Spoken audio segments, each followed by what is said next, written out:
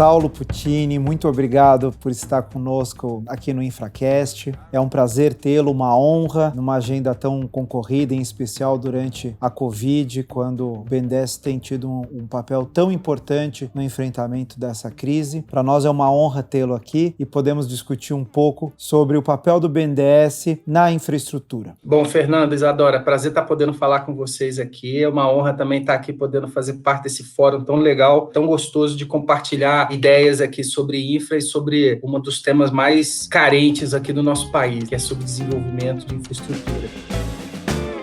Saulo, para começar nosso bate-papo, você pode contar para a gente quais foram as principais mudanças que ocorreram quando você compara o BNDES há 5 anos atrás ou há 3 anos atrás e o BNDES agora? Como que é esse papel de que antes o BNDES era o grande financiador da infraestrutura brasileira, praticamente o monopolista do financiamento de infraestrutura, e hoje eu diria que o BNDES parece até um pouco um banco de prestação de serviços, um banco de investimento. Conta para a gente um pouco essa mudança. Vou começar falando de que, se eu pensar no BNDES de 10 anos atrás, eu tenho que colocar ele dentro de um contexto de economia. Eu acho que a economia, em 10 anos atrás, a gente viveu no país uma ideia de se fazer tudo por meio da iniciativa pública, por tudo ser realizado por meio da obra pública, tudo ser financiado por meio do dinheiro público diretamente. 5 anos atrás, a gente já começou a ter esse tipo de modelo, mudando um pouquinho, justamente pelas restrições fiscais que a gente começou a enfrentar. E vou dizer que de 3 anos para cá, isso ficou muito marcante, muito patente, até pela restrição fiscal que a gente vive hoje, de que a gente não tem mais aquele nível de orçamento que tinha antes para poder fazer investimento. Não que a gente tivesse no passado, mas os programas públicos, de políticas públicas, eles eram muito voltados à injeção de dinheiro direto na economia por meio de subsídio público. E agora, é um momento onde isso é muito diferente, de que a restrição fiscal do país não permite mais que isso aconteça. E uma lei muito importante que mudou o perfil de atuação do BNDES foi a lei da TLP, que acabou justamente com aquela taxa de juros que eu tinha de longo prazo, que era subsidiada, onde ela era, de certa forma, privilegiada. O Tesouro Nacional apoiava taxas de juros pequenininhas, ou mais módicas, digamos assim, para que o BNDES pudesse emprestar. Lá em 2017, foi criada a TLP, a taxa de longo prazo, e acabou justamente com esse subsídio específico que o BNDES podia praticar. E de lá para cá, se a gente perceber as taxas de juros no país, a gente percebe que não faz mais sentido a gente viver de subsídio de fato. A gente não precisa disso, a gente já tem uma inflação bastante controlada, a gente já tem um ambiente de negócios que começa a dar sinais de que ele consegue fazer a iniciativa privada preencher essas lacunas de onde o mundo público fazia sozinho. Então,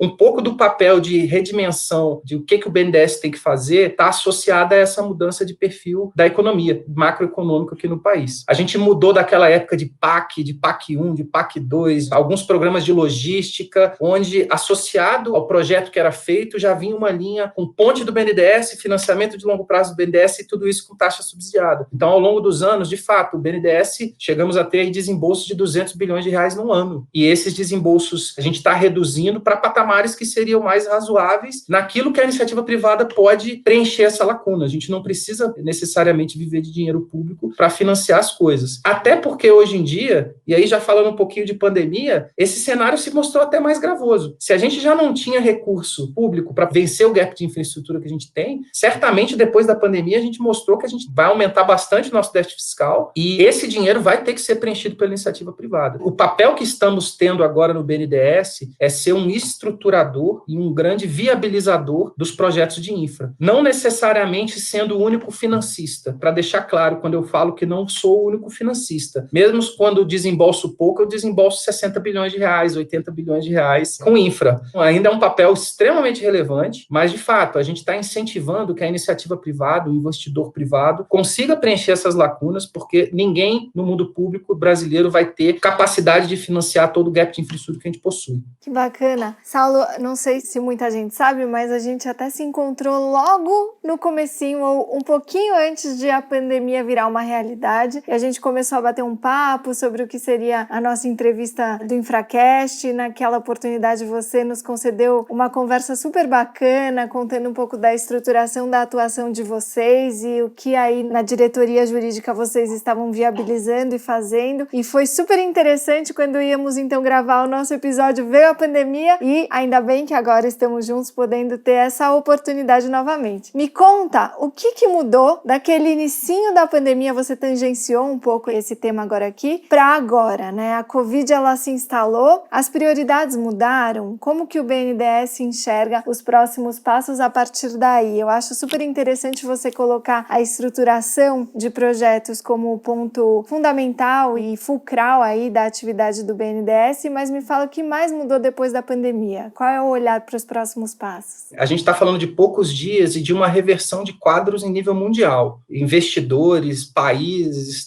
todo mundo está vivendo algo que mudou a vida em nível global de todo mundo. O que ficou muito claro para a gente dentro dessa pandemia, obviamente a gente entrou numa agenda de curtíssimo prazo para ver o que poderíamos fazer para apoiar principalmente os setores mais necessários, mais necessitados nesse curtíssimo prazo. Então fizemos uma série de medidas aí, colocando mais de 100 bilhões de reais para girar dentro da economia, num curto espaço de tempo. Mas o que ficou muito claro com a pandemia é a necessidade da gente atrair bons investidores e estruturar bons projetos para que seja atrativo que a iniciativa privada participe dos negócios aqui no país. O que ficou muito claro para a gente é que se antes a gente tinha dúvidas sobre, de repente, vamos fazer um pouco de obra pública, vamos mesclar esses modelos, isso ficou muito claro que a gente depende sim, os mercados estão com muito apetite, porque estão procurando onde que vai ser a retomada que vai acontecer, o reimpulso da economia, e o papel do BNDES é fundamental justamente para pavimentar essa nova retomada. Junto com essa retomada, a nossa agenda ficou ainda muito mais clara de que a gente precisa viabilizar grandes projetos para tirar esse gap de infraestrutura. A gente vai reaquecer a economia, vamos refazer essas pontes que podem ter sido nas cadeias produtivas um pouco abaladas, mas mais ainda, a gente tem total confiança de que podemos ser um catalisador de soluções e um aglomerador de grandes investidores que queiram trazer aqui para o país soluções de investimento para os projetos que a gente tanto precisa. O gap de infraestrutura nosso continua, ele já existia antes da pandemia, ele se mostrou mais agudo ainda durante a pandemia, mas se a gente pensar, eu já tinha problemas de saneamento básico históricos aqui no país. O que eu estou vendo com a pandemia é que eu continuo tendo esses problemas e agora agravados por causa da crise sanitária. Apareceu para todo mundo e essa agenda, que bom que se tornou mais presente na vida de todo mundo. Estamos muito confiantes de que todo o papel que a gente vinha fazendo estava na direção correta e agora a gente toma com mais impulso ainda para essa retomada. Isso é super interessante e dialoga inclusive com uma conversa que a gente teve com o Fábio Abrão e com o Pedro Bruno aí do BNDES, e eles nos contaram como no meio da pandemia o BNDES continuou estruturando, né, e lançando projetos de infraestrutura para a área, em especial sociais, né, como por exemplo os presídios, os complexos penitenciários do Rio Grande do Sul e de Santa Catarina e os diversos projetos de saneamento que entraram aí na agenda. Agora, uma dúvida que eu tenho é a seguinte, mesmo, lógico, o BNDES mudando essa característica de financiador primordial para estruturador,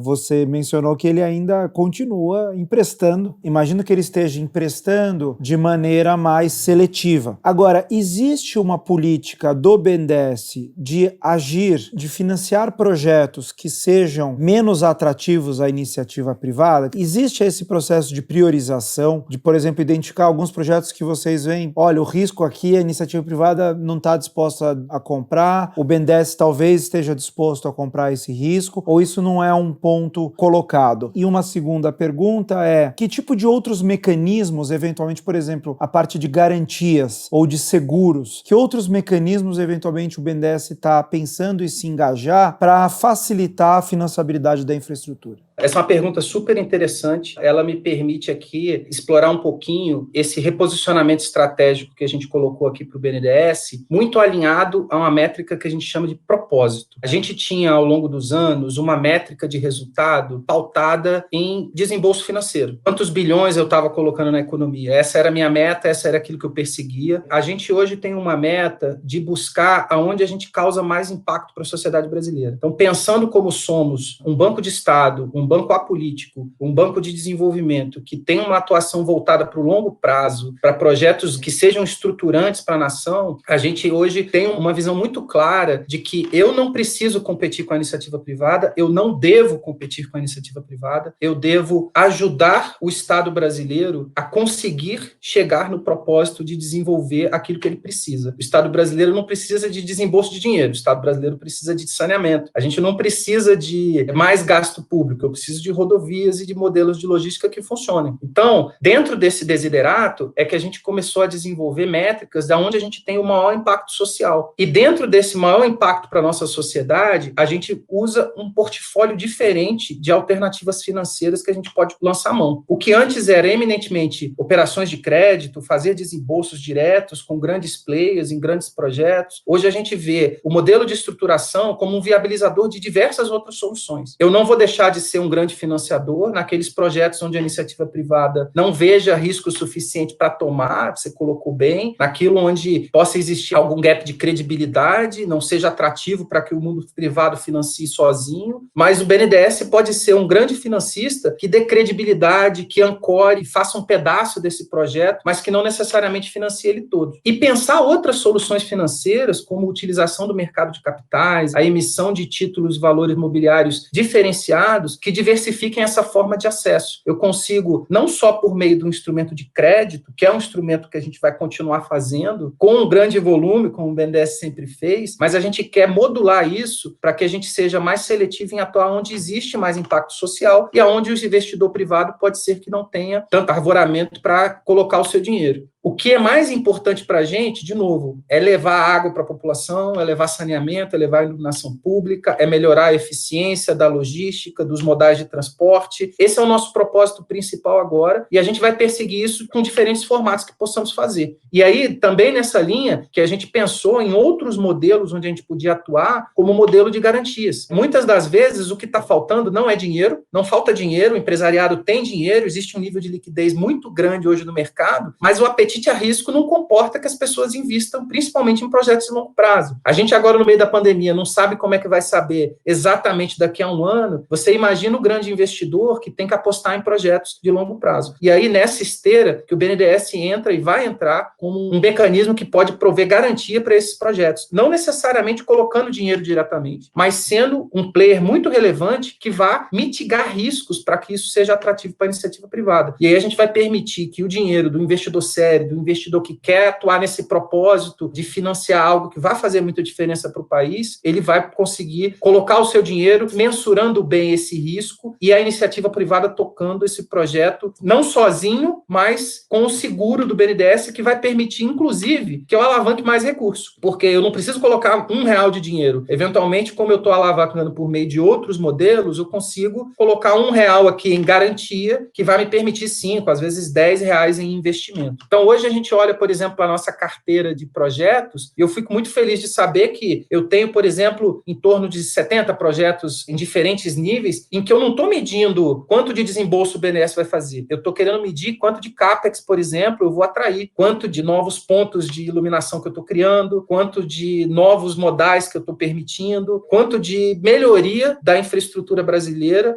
e dos meios de produção brasileira que a gente está permitindo. Você sabe, Saulo, que esse é um tema sobre o qual eu e o Fernando a gente fica aqui horas discutindo, né? Inclusive, se você puder detalhar um pouquinho mais sobre essa questão de como vai ser operacionalizada essa garantia oferecida como produto, entre aspas, pelo BNDES, vai ser super bacana. A gente, não sei se o Fernando gostaria de colocar aqui alguma coisa, mas a gente tem estudado esse tema da insuficiência ou de a gente ainda não ter conseguido ter uma resposta justamente para esse produto que o BNDES está se propondo a construir, que tenha sido suficiente para amparar os riscos dos nossos projetos. E eu acho essa uma das iniciativas mais interessantes. A gente discute, inclusive, o papel da BGF e de outras tantas instituições, e, enfim, para onde podemos caminhar, onde queremos chegar. E se você puder comentar um pouquinho mais sobre isso, vai ser ótimo. Só adicionando também uma outra questão sobre garantias, mas aí não como um produto, mas sim como uma exigência, para a gente fechar fechar a parte do financiamento, falando um pouquinho sobre Project Finance, né? Você disse muito bem sobre o papel do BNDES e a forma de, eventualmente, se inserir somente naquilo que o mercado já não esteja protagonizando. E nos parece, e essa também é uma discussão que a gente gosta de ter, tem um mecanismo aí do financiamento de projetos que ainda não foi muito bem encampado pelos bancos privados, e um dos traços principais aí desse mecanismo é justamente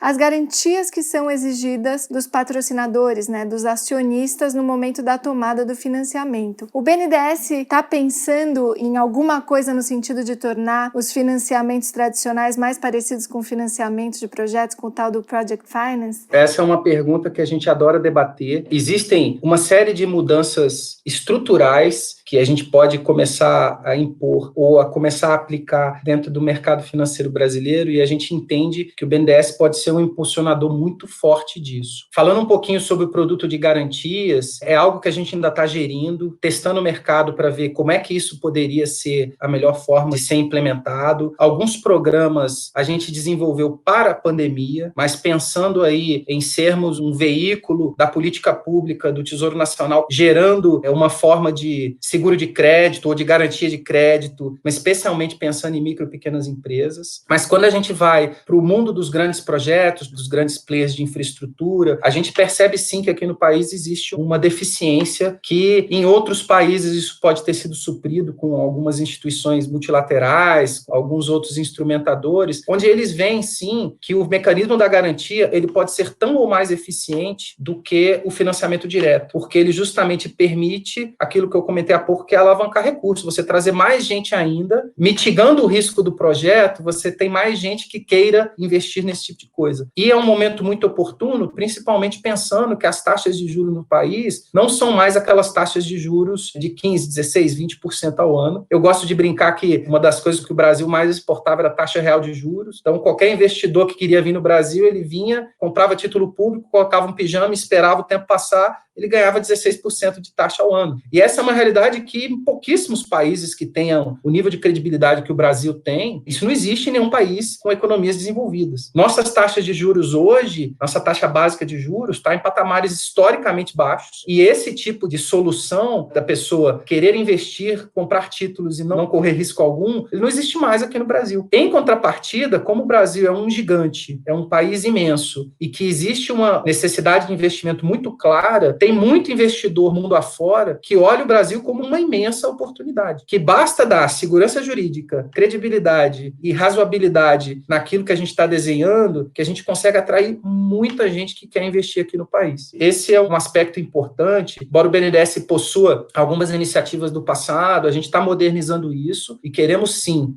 ser mais um formato, uma solução financeira viável para participar aí dessa solução de gaps de infraestrutura do país por meio de produtos de garantias. Na outra parte, que seria o Project Finance típico, digamos assim, eu gosto de pensar que aqui no Brasil a gente ainda não conseguiu desenvolver isso. O que se me permitir fazer uma simplificação muito rápida seria alguém investir num projeto porque ele acredita nele e pega o próprio projeto como uma garantia do projeto. Ele acredita tanto que aquilo vai dar certo que ele exige só o projeto como garantia. Aqui no Brasil, o nosso sistema financeiro não teve apetite para isso até hoje. Você vai fazer projetos de financiamento aí, são exigidos várias garantias corporativas, fianças bancárias, garantias bancárias, e o BNDES também trabalhou assim durante muito tempo. Então, algo que a gente tem pensado é naquilo que a gente acredita, naquilo que está alinhado no propósito de desenvolvimento do país, o BNDES sim vai correr mais riscos. O formato, as taxas, como isso vai se operar, isso está dentro do nosso planejamento, a gente está desenvolvendo isso com muito carinho, porque a gente entende que isso também é algo que pode alavancar muito projeto aqui no Brasil. Muito bom. E uma consequência dessa nova postura do BNDES, de primeiro com a mudança, como você mencionou, da TJLP para TLP, essa mudança, ela realmente foi fundamental para desenvolver o mercado privado. Alguma coisa que eu me lembro no passado, quando a gente falava propostas para a melhoria do setor de infraestrutura, essa sempre era uma das grandes propostas, a mudança da TJLP para a TLP e induzir um mercado privado. E hoje, quando a gente olha dados da Anbima e dados em geral sobre emissão de debêntures, claramente o jogo está mudando. Hoje, de fato, o mercado de debêntures está crescendo e eu acho que muito em função dessa decisão do BNDES de diminuir participação. Mas ainda faltam algumas medidas para ampliar esse mecanismo, em especial para criar o tão desejado mercado secundário de debêntures, né? Muito se fala sobre isso. E uma das medidas, nos parece que é o projeto de lei que foi apresentado recentemente pelo deputado Arnaldo Jardim, que inicialmente era um projeto de lei de revisão total da lei de concessões e ele foi desmembrado para tratar agora, por enquanto, só de debêntures de infraestrutura, ampliando os tipos, né, de investidores que podem se beneficiar da debênture de infraestrutura e criando alguns outros mecanismos, incentivos a FIPs, a outros fundos, etc. Como que o BNDES está nessa discussão? Qual que é a sua visão sobre essas mudanças aí na debênture de infraestrutura? E quando você acha, se você acha que a gente vai ter um mercado robusto secundário de debêntures? Eu acho que todos nós brasileiros queremos que isso aconteça, queremos que o mercado secundário seja frutífero, porque isso vai gerar incentivo a que o mercado primário, as emissões cada vez sejam mais profícuas, né? Quanto mais você tem liquidez e as pessoas comercializam,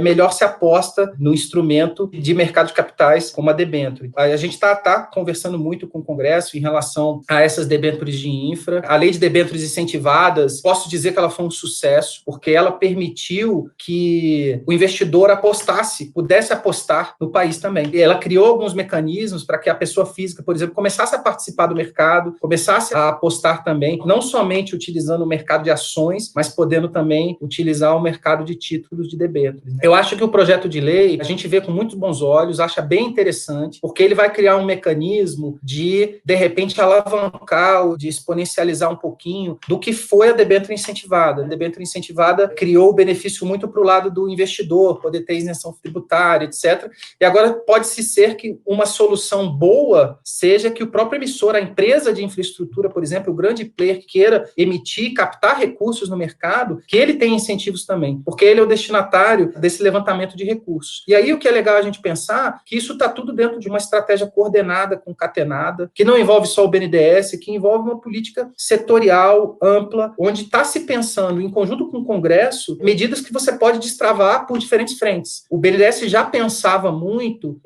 na hora de fazer um financiamento, na hora de pegar um grande projeto, como é que eu posso diversificar entre não ser só o financista, como é que eu poderia ser o financista, eventualmente ancorar uma emissão de debêntures, etc. Mas, de fato, a comercialização dessas debêntures ainda foi uma coisa muito marginal. A gente vê com bons olhos, estamos acompanhando bem esse projeto de lei, estamos apostando, eu acho que são soluções que caminham muito juntas. O que é mais interessante é a gente ver uma confluência de todas as intenções indo para o mesmo caminho. Acho que o país está consciente, as diferentes instâncias da República estão conscientes da necessidade que existe da gente bolar instrumentos, mecanismos que permitam cada um desenvolvendo o seu papel, que permitam que a gente atinja o nosso propósito. Nosso propósito não é só financiar, nosso propósito não é, como eu falei, não é pôr dinheiro nas coisas, nosso propósito é entregar infraestrutura, nosso propósito é entregar aquilo que o país precisa. Que legal. E falando um pouquinho de mercado, vamos falar sobre as ações, porque historicamente o BNDES manteve participações em várias empresas e me parece que de uns tempos para cá a intenção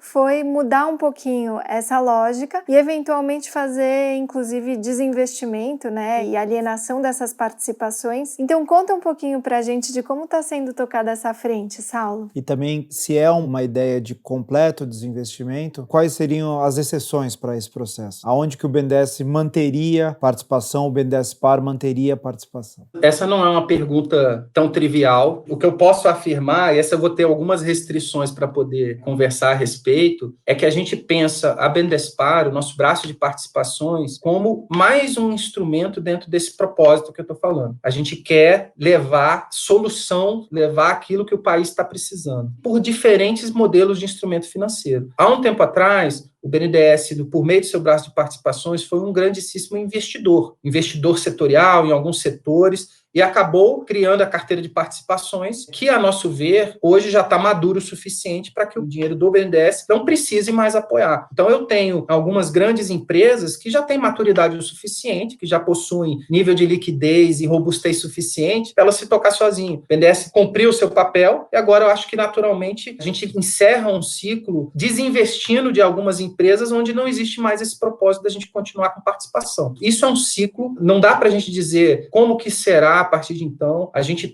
sente o mercado para poder ver as oportunidades, mas a gente vê o braço de participações, o mercado de equity, o mercado de ações, como mais uma possibilidade da gente fazer de novo, atingir o nosso propósito, de ser esse grande banco do Estado brasileiro. Não só um banco financista, mas um banco de soluções, um banco que possa trabalhar para o desenvolvimento em diferentes facetas. É um portfólio à disposição do desenvolvimento. Interessante. E, Saulo, agora voltando um pouco para as suas origens. Você já atuou na parte do controle, falando um pouquinho de Tribunal de Contas aqui, e eu entendo que a sua diretoria é a responsável, a diretoria jurídica, por toda a questão de relacionamento com o Tribunal de Contas. Como tem sido esse relacionamento, em especial, por exemplo, com essas novas estruturações que o banco está fazendo? Agora, imagino que na Covid também, todas essas novas medidas que o banco implementou com super rapidez, a própria MP, que o pessoal chamou aí a MP da Covid relacionada a compras públicas, etc. Como que tem sido esse relacionamento com os órgãos de controle, em especial TCU e MPF? Eu tenho por mim que amadurecemos muito nesse relacionamento. O BNDES, ao longo do tempo, recebeu pesadas críticas por ser muito fechado, por não ser acessível aos órgãos de controle. E hoje eu acho que a gente construiu uma relação muito madura, respeitadas cada uma das suas obrigações. A gente tem uma relação muito madura a ponto de termos hoje um acordo de cooperação com o Ministério Público Federal, um acordo de cooperação técnica com o Tribunal de Contas da União, assim como outros acordos de cooperação técnica. Estamos para assinar agora com o Ministério Público do Trabalho e com diferentes desses órgãos de controle que prestam um papel republicano importantíssimo, que é fiscalizar a aplicação do recurso de todos. Então, o BNDES, dentro desse modelo, a gente tem agido com muita interação, levando os projetos, mostrando aquilo que a gente está fazendo com muita transparência, com muita abertura, ouvindo concomitantemente aquilo que está acontecendo, ouvindo lá, tanto do Tribunal de Contas da União, do Ministério Público, o que seriam as recomendações, onde que a gente pode mitigar riscos que possam existir aqui, de estar financiando o que não precisa, de estar chegando dinheiro de forma equivocada, evitando o desperdício. Essa é uma equação que a gente constrói a muitas mãos. Então, temos feito muita interação, especialmente com os projetos de infra, que são projetos de longo prazo, são projetos com muita repercussão para o país, e temos levado isso quase que dioturnamente. Eu brinco que a minha agenda hoje com o Tribunal de Contas da União e com o Ministério Público, ela é mais ativa do que quando eu fui dessa casa, quando eu fui do Tribunal de Contas da União. A gente hoje sente muita credibilidade naquilo que a gente está fazendo e a resposta tem sido muito positiva pelos órgãos de controle. E eu acho que isso é um ganha-ganha para todo mundo. É um ganha-ganha para o BNDES, porque a gente sabe que está indo na trilha correta, é um ganha-ganha para o Estado brasileiro, porque a gente sabe que está fazendo do melhor formato possível, respeitado todas as limitações que existem, respeitado cada um dentro do seu papel. É extremamente importante, especial nos grandes projetos relacionados a privatizações, por exemplo, onde o papel do Tribunal de Contas da União, em especial, é algo mandatório, é algo que necessariamente eles vão ter que opinar em relação aos projetos que vão para a privatização. Então, existe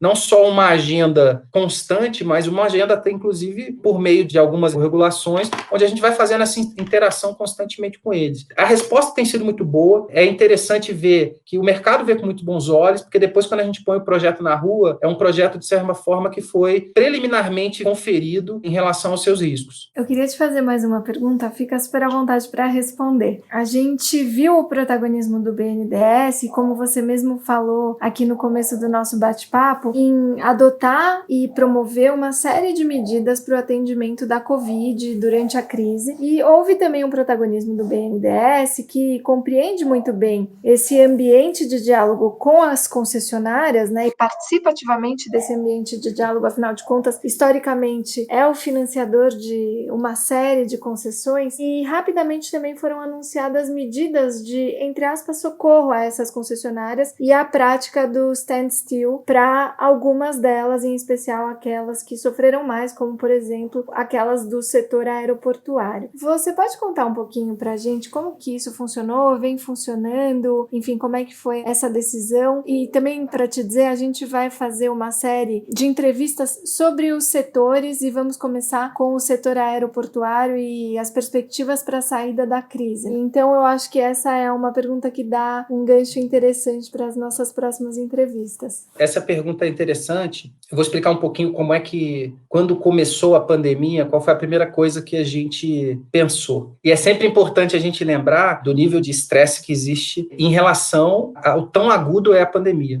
Nós estamos falando aí de 90, 100 dias de pandemia. E o mundo de ponta cabeça agora por causa disso. Quando a gente começou a pandemia, quando a pandemia começou, a primeira coisa que a gente pensou foi: o que eu posso fazer em curtíssimo prazo e transversalmente, uniformemente, para todo mundo, que eu possa já ajudar? Então, como é que eu posso fazer alguma medida que eu possa ajudar de imediato? E uma das coisas que a gente pensou foi justamente suspender pagamentos daqueles contratos que eu já possuía. Então, a gente olhou para dentro da nossa carteira, e tanto na nossa carteira de financiamentos diretos, aquelas grandes empresas que tomam dinheiro diretamente com o BNDES, como na nossa carteira de financiamentos indiretos, são aquelas empresas que tomam dinheiro por meio de instituições financeiras repassadoras. A gente falou assim, vamos dar uma suspensão de pagamentos uniforme e transversal para todo mundo. Quem tinha dívida conosco recebeu essa prerrogativa de, dadas algumas condições, cumpridas algumas condições, que ele pudesse ter uma suspensão de 6 meses em todos esses pagamentos. Essa medida foi interessante, que a gente conseguiu, acho que quase 20 bilhões de reais. Numa primeira tacada, a gente conseguiu, olha, gente, eu estou aliviando aqui no mercado mais ou menos 20 bilhões de reais em medidas econômicas, tá? Quando a pandemia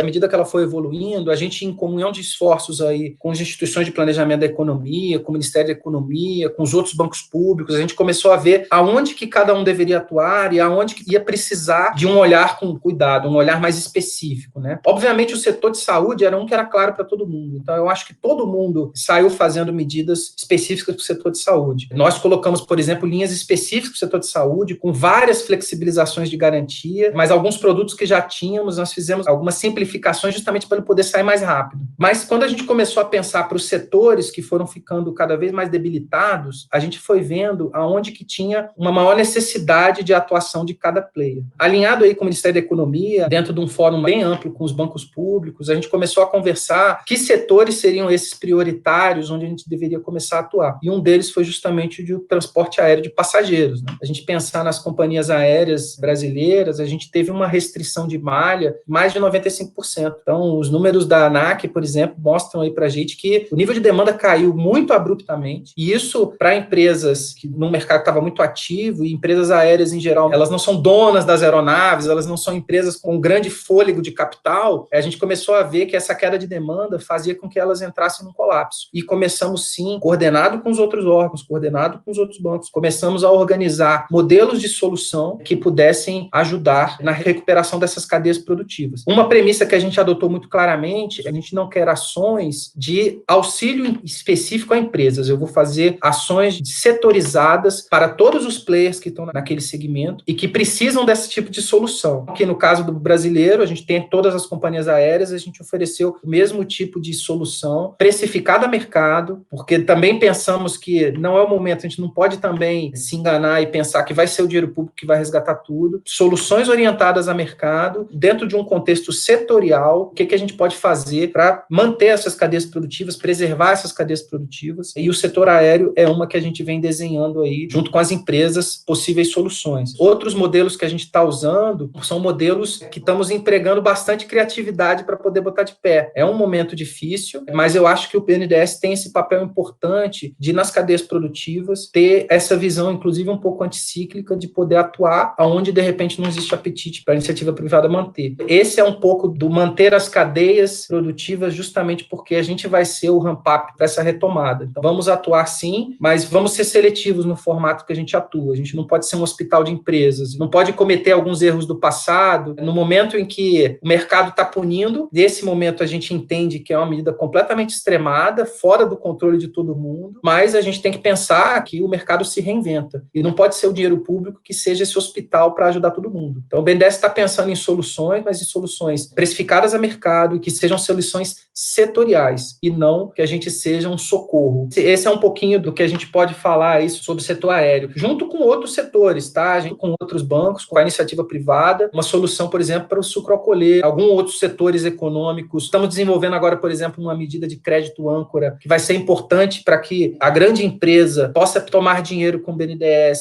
para manter a sua cadeia de fornecedores, de distribuidores e, eventualmente, de franqueados. Isso vai ser importante porque o pequeno empresário, ele não teria rating, ele não teria capacidade de pegar financiamento a taxas razoáveis. Então, a grande empresa pegando esse dinheiro, ela consegue manter toda a cadeia produtiva dela, que é necessária para ela se manter, voltar à sua atividade plena também, e distribuir esse dinheiro para a cadeia que não conseguiria pegar necessariamente. E o que é legal é a gente pensar que todas essas soluções pensadas em conjunto. Não existe bala de prata que a gente diga, isso vai resolver o problema que estamos enfrentando na pandemia. A gente está lançando mão de um portfólio de opções que vai atender onde principalmente mais precise. Existe uma preocupação também de que o grande empresário, as grandes empresas, elas têm capacidade de tomar dinheiro e existe liquidez no mercado. Vai ser duro, mas existe liquidez no mercado. A gente está pensando nas outras cadeias produtivas, no empresariado que não conseguiria tomar esse dinheiro no mercado, como é que a gente pode pensar soluções para eles também. Isso é tão significativo dessa nova cara do BNDES, não é uma medida de salvamento, é um amparo pontual, justamente para que a empresa tenha fôlego para se reinventar. Achei muito interessante essa visão. Um ponto interessante, a gente teve recentemente, esse é um dado público, você viu o mercado de capitais, algumas grandes empresas conseguindo, nesse momento de pandemia, emitir títulos e captar recursos no mercado muito acima do que era esperado. Então, isso, de certa forma, até faz coro desempenhar estratégico que a gente tem tido, de que eu não posso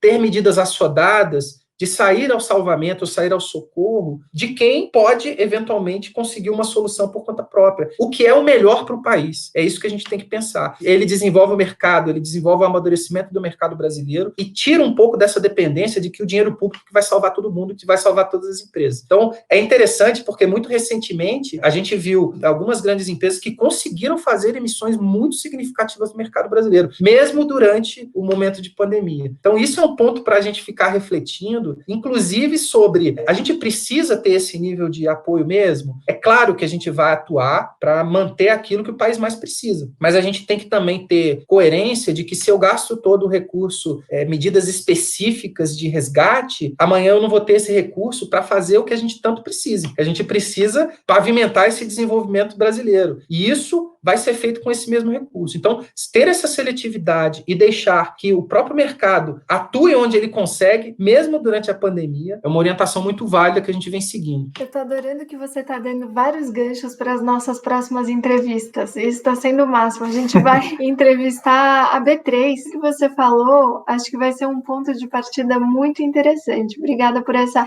excelente contribuição. Que máximo. É curioso, porque, assim, de certa forma, a atuação passada pode ter sido, inclusive, desincentivadora, não só do BNDES, tá? Eu acho que a atuação do modelo econômico que a gente pensava desincentivava que o país desenvolvesse outros instrumentos. Então, você pensa assim, durante muito tempo, o Brasil investiu na obra pública, investiu por meio direto. Eu vou suprir tudo que existe com dinheiro público, com despesa primária, com recursos do Estado. A gente teve PAC 1, PAC 2, 400 bilhões de reais em desembolsos, grandes projetos aí de esportivos que o Brasil acompanhou, e o nosso gap continua tanto ou maior do que a gente era. A gente conseguiu fazer muita coisa? De fato, conseguimos fazer muita coisa. Mas o gap, que é o importante, que é o país vai crescendo e a gente não tem uma infra que acompanhe essa necessidade. A forma de atuação de você fazer tudo por meio do gasto público, por exemplo, os projetos de infraestrutura atraíram empreiteiras para tocar esses projetos. E ela tem interesse no custo da obra, ela não tem interesse na infraestrutura entregue, porque a infraestrutura, depois que está entregue, ele perdeu a fonte que é a indústria dele. A indústria da empreiteira é construir, a indústria da empreiteira não é administrar a infra. E isso foi um veículo perverso, inclusive para afastar o investidor internacional que quisesse apostar no Brasil. Por quê? quê? Porque ele sabia que ia ser construído orientado ao custo da obra, não ia ser construído orientado à solução da infra. Se você faz um projeto maduro, um projeto confiável, com credibilidade, com cláusulas claras, repartição de risco bem colocada, amadurece o mercado para que o mercado consiga preencher essas lacunas, você diversifica quem quer investir, atrai um investidor sério, um investidor grande, que quer colocar recurso nesses gaps de infraestrutura. E que o Brasil tem muito. Então, um pouco do nosso modelo brasileiro de ter feito daquela forma causou um pouco dessa dependência do Estado e prejudicou um pouco do desenvolvimento da nossa iniciativa privada. É muito legal hoje a gente estar vendo que a iniciativa privada, onde ela atende, ela tem que atender. Ela tem que ser a provedora da solução. Ela consegue muito melhor do que o mundo público bolar soluções. A solução do coletivo vem do mercado. A solução do coletivo não vem do mundo público. A solução do coletivo vem de lá. É óbvio que a gente tem que sempre pensar aonde que é aquilo que o mercado não vai ter apetite para fazer. E nisso a gente tem que atuar. Nisso a gente tem que apostar. Nisso a gente tem que correr mais risco. Um pouquinho essa mudança de mindset é importante, porque essa mudança de modelo econômico mostra como a gente consegue ter mercado maduro no Brasil, com um investidor pulverizado, com gente que quer apostar no país e que não tem a dependência exclusiva de orçamento público para isso acontecer. Muito bom, Saulo. A gente está migrando aqui para o final da nossa conversa, mas realmente é sempre um grande prazer poder falar com você, porque você tem um conhecimento muito amplo, a gente sabe até pela sua formação multidisciplinar. Você joga no ataque, no meio campo, na defesa, pega no gol se precisar. A gente tem papo aqui para sempre. Agora, os nossos ouvintes, e talvez você também vai estranhar, porque eu vou fazer uma pergunta, ela é bem específica e também você fica à vontade de comentar, enfim, mas é porque a gente está fazendo uma pesquisa na FGV com os alunos, voltando ao tema do Project Finance, que é a questão do stepping rights, que é o direito do financiador de entrar na concessão. Os nossos alunos estão fazendo uma pesquisa bem interessante, estão para concluir essa pesquisa com várias pessoas de mercado, e eu queria aproveitar essa oportunidade, porque senão eles vão me dar uma bronca dizendo que eu não perguntei isso para você. Qual que é a sua visão deste mecanismo de exercício desse step-in? E existe talvez uma impressão de que isso não funciona muito bem no Brasil. Só para contextualizar um pouquinho mais dessa pesquisa, para os nossos alunos também se sentirem contemplados, a provocação é a seguinte: por mais que o setor público e as diversas agências e as diversas entidades estejam instigados com esse tema do tal do step-in e tentem facilitar ao máximo, como por exemplo promovendo acordos tripartites, ampliando o rol de direitos que facultativamente podem ser exercidos pelo financiador, agora inclusive com essa discussão em âmbito legislativo, mesmo assim parece que os bancos não têm apetite de fazer isso. Então é só para dar uma pitadinha aqui na nossa questão. Eu gosto de pensar sempre em bem onde deu certo e como é que a gente pode espelhar modelos, transladar, obviamente, porque não adianta eu copiar modelos, porque cada país tem a sua cultura, seu próprio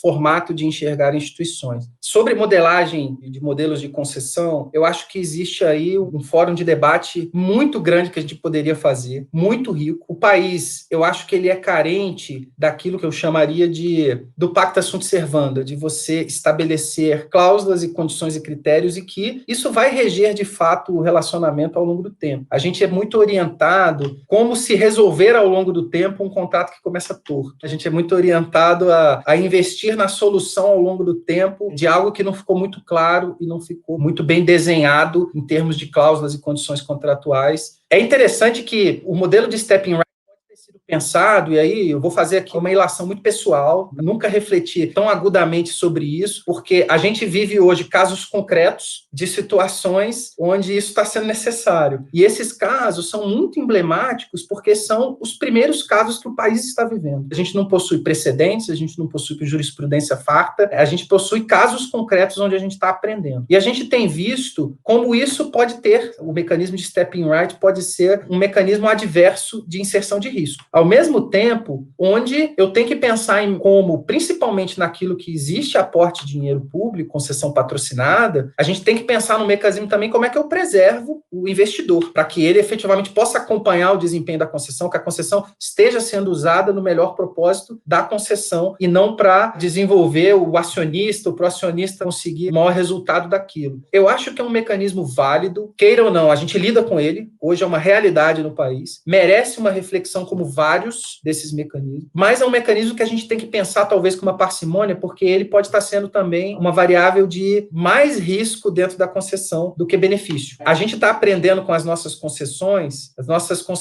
vêm aí da década de 90, venceram nos anos 2010, e o que foi curioso é que quando as primeiras começaram a vencer foi uma surpresa para todo mundo. O que significa, olha, como é que você tinha um contrato de 20 anos e era uma surpresa que ele ia acabar? Como é que você tinha um contrato de 30 anos e que você ficou surpreendido que chegaria naquele momento, seria o termo final do seu contrato? Isso era esperado para todo mundo. A gente só não estava preparado, nem o poder público, nem o poder concedente e nem o concessionário, do jeito que ele se acostumou aqui com o país. A gente aprende com os instrumentos de concessão, agora vivendo os maus exemplos de alguns deles. Mas o problema, de repente, não é o stepping right. De repente, o problema foi como foi modelado, como é acompanhado, como é fiscalizado. Se você pensar que no meio da concessão, muitas das vezes, uma série de claims aí ficam sendo acumulados até o fim. Você passa um longo período de tempo e você não sabe quais são os direitos de parte a parte. E isso tudo está dentro desse polo que eu tinha comentado de insegurança jurídica, de você desenhar mal, modelar mal, e no fim das contas você vai deixar para resolver isso quando estiver acabando. E quando estiver acabando, você vai ter a conta para ser paga do investidor, vai ter a conta para ser paga do credor, vai ter a conta para ser paga do concessionário, e você vai ter aquele bem público que o Estado precisa continuar a ter que prover. Como é que você coloca todas essas coisas na balança? Eu acredito muito que boas estruturações, criar aquilo que seja segurança para o investidor, para o Estado, para o credor, para que ele possa desenvolver aquilo que ele quer fazer. Ele quer entregar aquele projeto, prestar aquele serviço, entregar aquele meio econômico para a sociedade, mas muitas das vezes a gente se perde em modelos mal desenhados que são feitos de forma assodada e que geram esse tipo de polêmica depois. E é ruim para todos. Ruim para a concessionária, porque ela não sabe o tamanho da exposição que ela vai ter ao longo do tempo. Ruim para o Estado, porque aquela outorga às vezes não é recebida. Ruim para a população, porque o serviço não é entregue. Porque no final das contas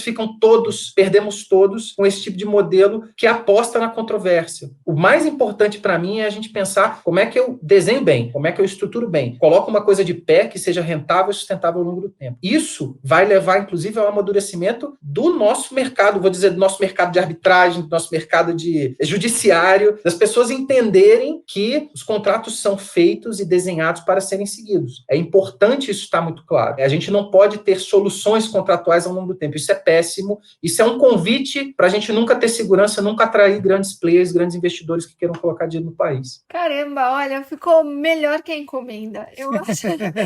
Eu acho, sinceramente, que até na nossa primeira conversa a gente não preveria que seria tão bom, Saulo. Muito obrigada, de verdade. Eu queria passar aqui essa noite toda conversando sobre vários insights que eu fui tendo ao longo dessa sua entrevista, que foi uma verdadeira aula. E eu só tenho a agradecer, dizer mais uma vez que é uma honra pra gente te ter como nosso entrevistado aqui no Infracast e que em breve a gente possa se encontrar, fazer ao vivo em estúdio. E, de novo, muito obrigada pela sua gentileza, pela sua disponibilidade e por tanto conteúdo. Bom, Isadora, Fernando, para mim é um prazer estar podendo ter esse bate-papo aqui, levar um pouquinho da mensagem, de propósito. A gente tem uma máxima e que eu repito em todos os fóruns que a gente participa, que não tenha dúvida que o Brasil sempre pode contar com o BNDES. E a gente vai se reinventar, dar o nosso melhor para que a gente possa entregar o propósito que o país precisa. O país precisa vencer esses gaps, vamos desenvolver esse país. É bom para todos os brasileiros, é bom para todos nós. Então, muito obrigado, foi um prazer.